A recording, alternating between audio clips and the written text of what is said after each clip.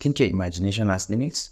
Well, think again, because in this video, we're going to talk about some tips that you can use in not just creating AI images using the Bing AI image creator, but to craft even better images that match those imaginations that you have. So keep watching to find out more.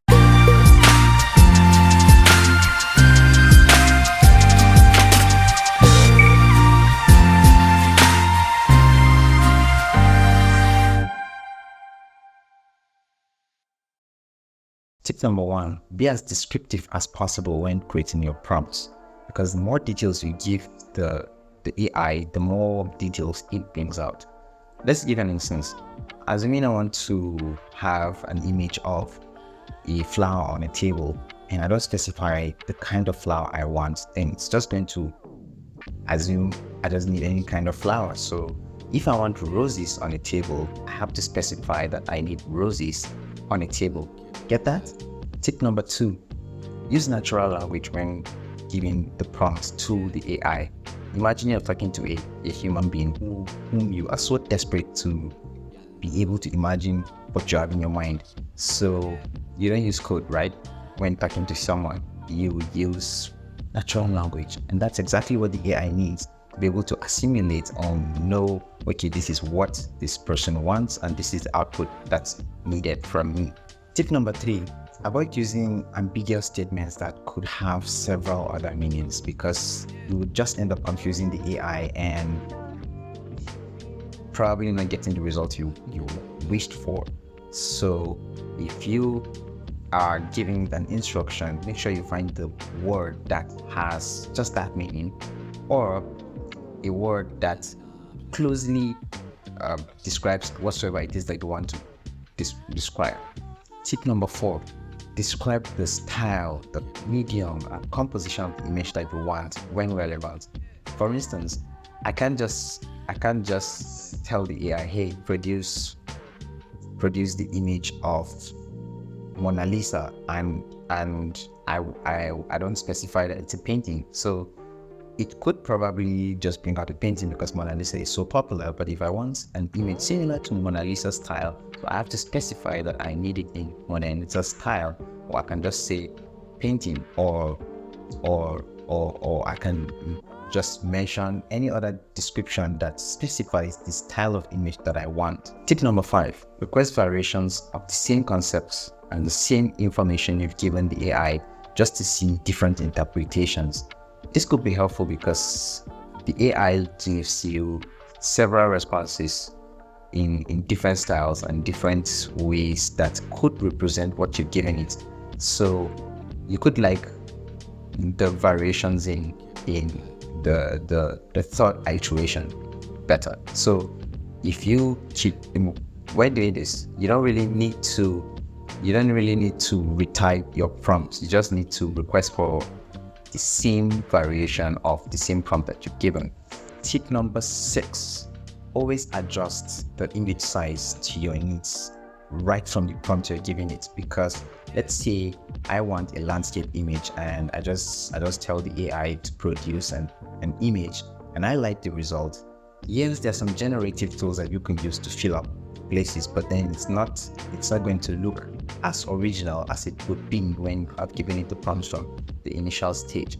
So if I want a portrait image, I should specify. If I want a square image or a landscape image, it's better to specify when giving the prompts, and that would help the AI to find possible suitable places or spots to fix whatsoever it is that you have told it to fix. If you're liking this video, please just pause and then click the subscribe button that can be found somewhere around here down. Just subscribe and it will help boost my channel. Tip number seven. Tip number seven, refine your prompts progressively if you haven't gotten the desired outcome, or if it has given you probably half or just something back to a great percentage of what you need. So let's say I have I told the AI to generate a table with a flower on the table, and it did, but I haven't specified whether I want the flower to be on the left or on the right side of the table. Now, instead of just removing the entire prompt and restarting all over, you can just add the position of the flower by just indicating, okay, move this flower to the right, or the flower should be on the right. And if you still need more details, you can keep adding more details to the already existing prompt, and it's going to lead you to having what you've always imagined. Tip number 8, use some unexpected combinations and styles within your prompt, but in a creative way, because the aim is to have something original that you can call yours. So I can say I want a rabbit holding a sword with a shield going to a battle as if it wants to go fight White Walkers in Game of Thrones. That's my imagination, and that's exactly what the AI would do. Tip number 9, focus on scenes and subjects that are difficult for human beings to visualize.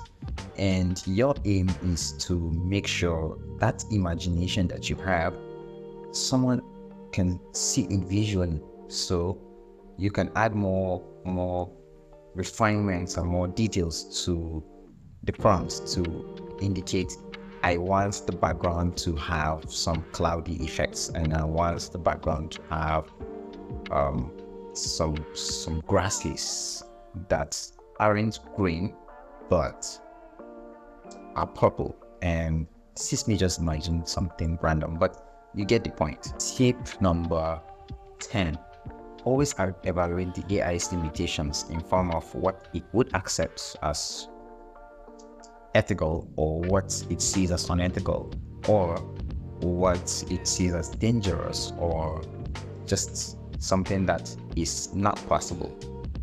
And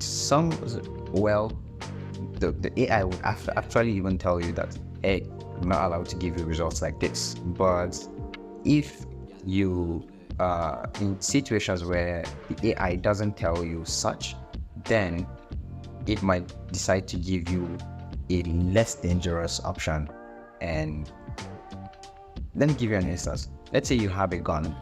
Let's say you want a rabbit to hold a gun, and guns are not allowed to be generated by such AI. So for some, they would tell you, hey, this is strictly dangerous and unethical, so I would put it. But for other AI image generators, they would tell you, sure, take a look. And before you know it, you have a toy gun in the hands of the rabbit, and it's still a gun. So those are the 10 tricks I have for you in helping you visualize what you've always imagined using Bing AI image generator.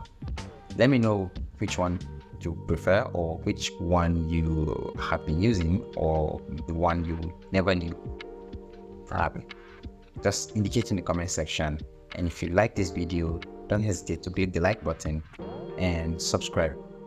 Thank you for watching, and I'll see you in the next video.